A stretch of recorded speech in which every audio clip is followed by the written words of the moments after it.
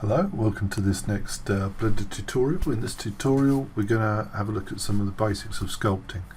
So we're not going to cover absolutely everything. I just want to get you comfortable with the tools and how they work and get some results.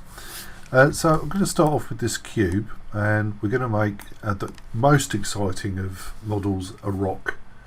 Now I have a reason for making a rock. I want to put a sword in it, King Arthur style. But yes, I use rocks all the time, and they're really dull, but let's make one. Okay, so I have my default cube here, and I'm just going to add some geometry to it with a subdivision modifier. So let's pop the sub D modifier in, and I want it up to around about 8. Now it's really high, really high geometry, but I need a bit of high geometry to do some sculpting.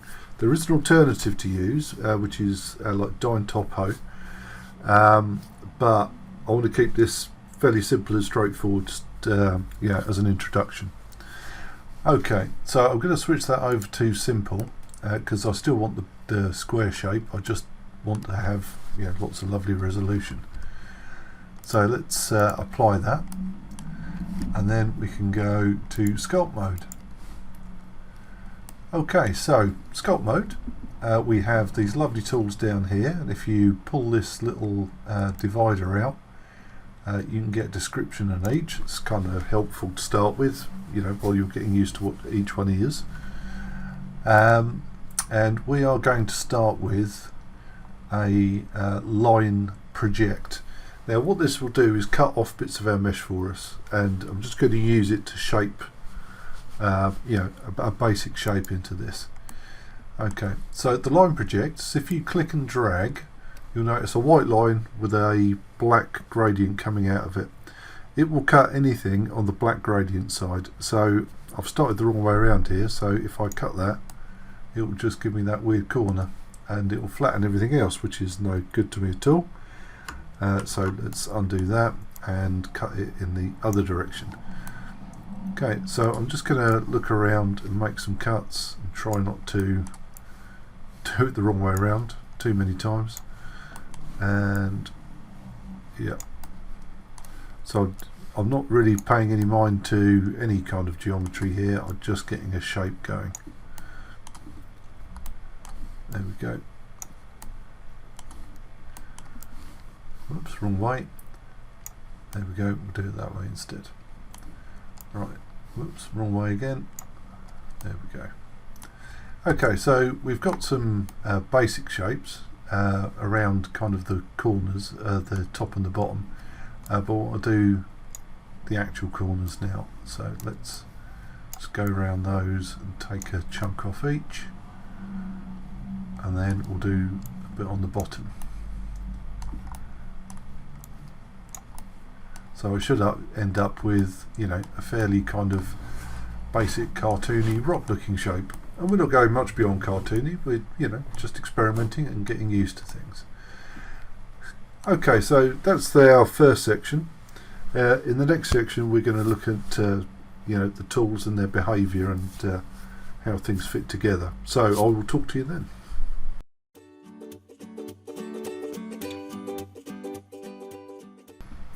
Okay, so just a quick one on how tools work before I go into any specifics. So I'm just going to slide to the top of my list here and pick out the draw tool.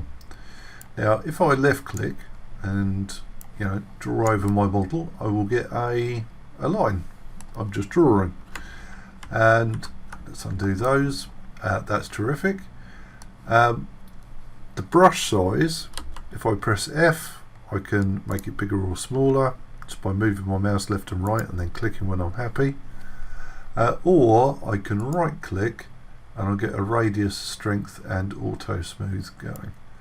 So I can change my radius, I can change the strength of the brush and increase my smoothing. So that's the basic operation of a brush. And just one last thing on the size. You'll see that as I zoom in and zoom out, my size doesn't really change, but it does change in relation to the model. So if I draw at this level, it's going to be across everything. If I draw it a bit closer, it's going to be a little finer, and the closer I get, the finer it's going to be. So I'm really tempted just to change the size now, but I don't want to. Yeah, so just be aware that, you know, if you're moving in and out from a model, it is going to change, you know, the effect it has on your sculpt. Okay, so let's undo that. And one last thing on the operation of brushes is they have 3 modes. They have a positive mode, a negative mode, and a smooth mode, and they all pretty much work in that way. Some of the negative modes are a bit weird on different brushes, but you know, it's there nonetheless. So if I use my draw, I'm just going to scale my brush right down. So left click is the positive mode. If I press Control and left shift, it's the negative mode, so it will dig in instead of building up. And if I press shift, it will smooth. So smooth is the same on all of them. You know, it will always, you know, be a smooth mode rather than, rather than a function related to the brush itself. Okay, so that's just left click and drag for the positive, Control, left click and drag for the negative, and then shift for smooth. Shift and left click, of course. Okay, so let me undo that, because in the next video we'll start to refine this shape and make it look a bit more kind of organic-y. So I'll talk to you then.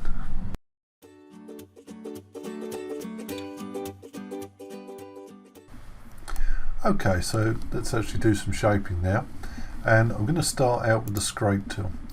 Now what the scrape tool does is, well, it does what it says on the tin really. It scrapes away the geometry that you brush over, and what I'm going to do is scrape at the corners where 2 planes are meeting.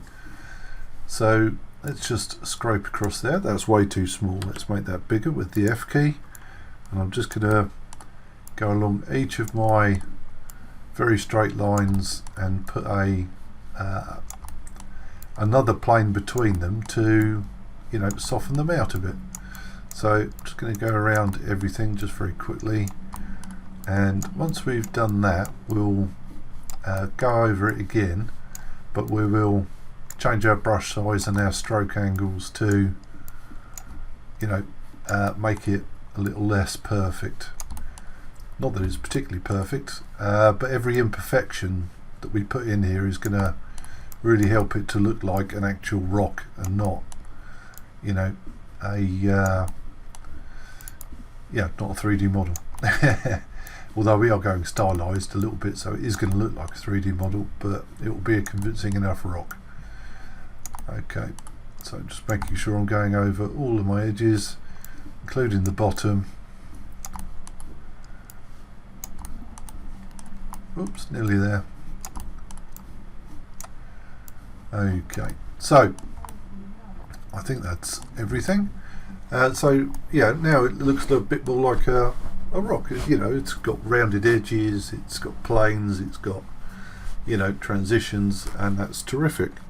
But what I want to do now is just mess up these planes a little bit. So I'm going to make my brush a little smaller, and then just on a few of these edges I'm going to change my direction of stroke and go across the line instead of down the line to put some imperfections in and make it, you know, a bit broken up. Nothing too much, just enough to think. Don't worry if you get little nodules like that, that's brilliant.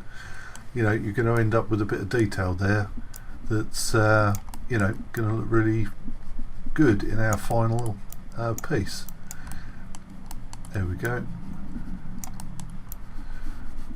Yeah, so just go over your model like that, just go all around until you're satisfied, and when you're happy we go on the next stage.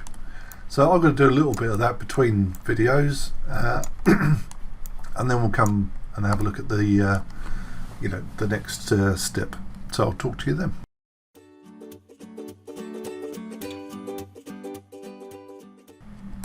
Okay, so I just want to do a little bit of moving with this now, and I'm going to use elastic deform and make my brush a bit higher, and I'm just going to pull out some bits of my model to make it a little bit more kind of rounded at the base. There we go, somewhat along those lines. If you wonder why I'm not using grab, if I use grab it's very localized, you see. So it's kind of pulling out a spike there, but if I use elastic deform it kind of eases out its influence and influences more of the model, but makes it kind of a smoother move in my mind anyway. Okay, so the last couple of tools I want to look at are blob and inflate, and we're going to use those to add some kind of some cavities and some outgrowings.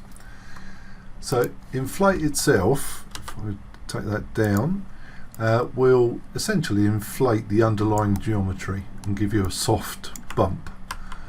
If I undo that, and blob looks like it does a similar thing, but it is adding geometry, so the bump will be more defined and nicer in that way. So what I wanted to do with this is to kind of cut the top off this and slide down the angle off the sides. So let me just make my button make my brush a little thicker, and then I'm going to kind of carve off these sides here, and then looking from the top I really want to carve down that top piece, and you might find that you get some sort of cavities going in behind it, but that's okay because we can use the fill tool just to brush over those, and then they'll start to fill in again. There we go. And then I'll use a pinch, just make this a much tighter brush. I'm going to define around the top of that to give it a kind of sharper transition. Similarly at the bottom we'll use our pinch down there to give it a sharper a sharper transform. So similarly we could use blob to create cavities. So I'm just going to make this one a bit bigger, so I'll press the F key and move my mouse, and then press Control and then draw into my mesh. And on a similar note I can use my lovely scrape tool to start scraping away at that to give it a more angular, less circular, and perfect circle kind of look.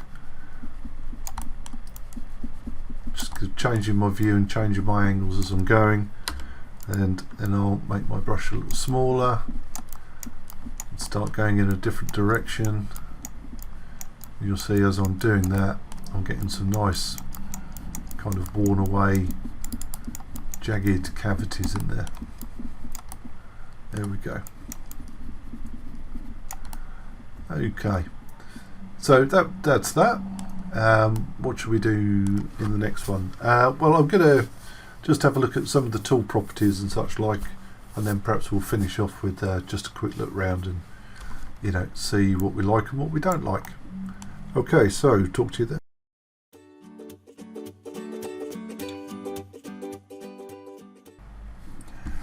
Okay, so just a bit about tool properties. So on each of our tools we have a properties menu, so the kind of screwdriver and spanner at the top, or wrench depending upon where you're from, and you get like a preview of the brush.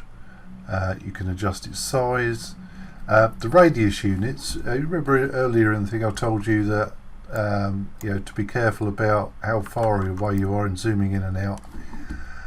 That's because of this view setting here. If you set that to scene, it does not matter how far you get in or out, you'll always draw relative to the size of the model. Okay, so we have a strength. I haven't changed the strength at the moment, but let's use scrape, which we've used a lot of, and we'll increase its strength to 1, and I think we'll find if I make that a bit bigger that behaves in a more aggressive manner. So you can turn that up and down depending upon what you want. I'll put it back to somewhere near 0.7. We have direction. So in terms of this, we have a scrape. So it's taking off, according to the geometry that is there. But we could put peaks in, and that behaves then far more like the fill tool rather than the scrape tool. I don't want to go into the individual ones of these. I'm falling into my very own trap of making it more complicated than it needs to be. Sorry about that. So other than that, we have normal radius and hardness and auto smooth. We have a plane offset and a trim and an area radius. So each of your tools here will have a bunch of its own and a bunch of common things which you can change and adjust to do to do what you want. And one thing that I wanted to show, let me pick a sensible brush for it. Let's try Blob. Is you can draw with alphas. So underneath the texture, we could click New there, and that will create a new texture for us. And we just need to go and point that texture towards our alpha. So that's on the texture properties, and you should see your texture already here. And we want to click Open, and then I'm going to go and find where I saved my alpha. There we go.